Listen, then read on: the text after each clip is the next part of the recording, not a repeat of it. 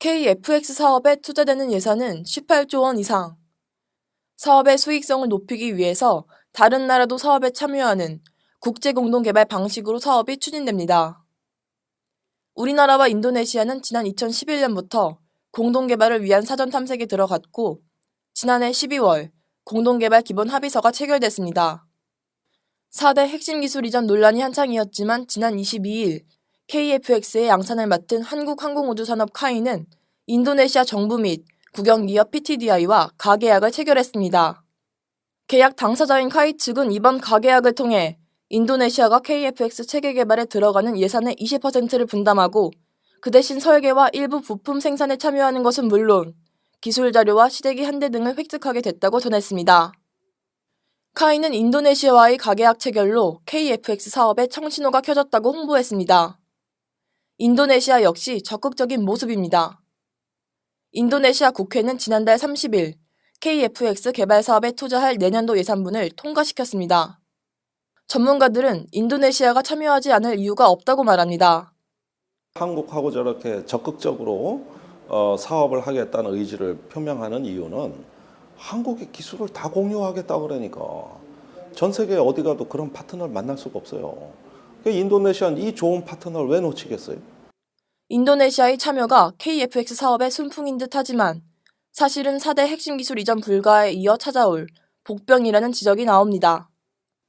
기술 이전 논란에 이어서 두 번째로 닥칠 재앙이 바로 인도네시아 문제라고 할 수가 있는데 그나마 주겠다는 기술도 인도네시아와 공유한다면 전부 기술 수출 승인을 처음부터 다시 받아야 됩니다.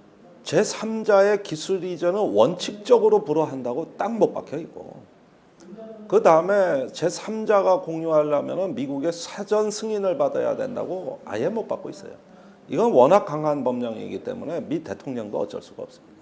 기술 이전으로 우리 정부의 애를 태운 미국이 인도네시아의 참여를 꼬투리 잡아 다시 한번 발목을 잡을 수도 있다는 의미입니다.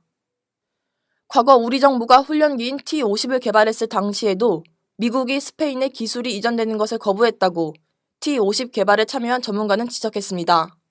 제 경험에 의하면 T-50 탐색 개발 때 스페인, 미국, 우리 상부 공동 개발을 추진한 적이 있습니다. 그때에 미국에서 스페인에는 나토국인데도 기술 이전은 안 된다고 해가지고 결국은 뭐 다른 이유도 있지만 빠져나가는데 과연 인도네시아는 어떻게 하는지 모르겠습니다.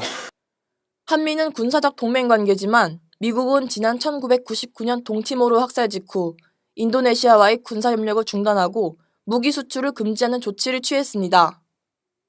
무기 금수 조치는 지난 2005년 해제됐지만 미국은 여전히 인도네시아를 경계하고 있습니다.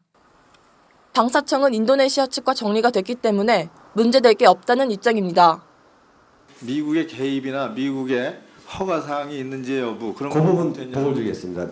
EL로 인해서 생기는 부분은 인리가 참여하지 않는다는 것에 대해서 합의를 했습니다. 그래서 미국이 만약에 어떤 부분 EL을 허가하지 않는 부분이 확정이 되면은 그 부분에 대해서는 인리 참여 인력들이 개발간에 그 기술에 접근을 못하게 됩니다.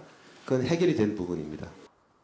하지만 방사청은 한국 인도네시아 간 공동 개발에 대해 미국이 어떤 입장을 취하고 있는지에 대해서는 입을 다물었습니다. 그 부분 확인해드리기 어렵습니다. 예, 미측에 한번 문의해 보시죠. 어디요? 미측이에요. 시제품 완성까지 남은 기간은 이제 10년. KFX 사업이 현재의 계획대로 진행될 수 있을지 의문이 증폭되고 있습니다. 국민TV 뉴스 박다솔입니다.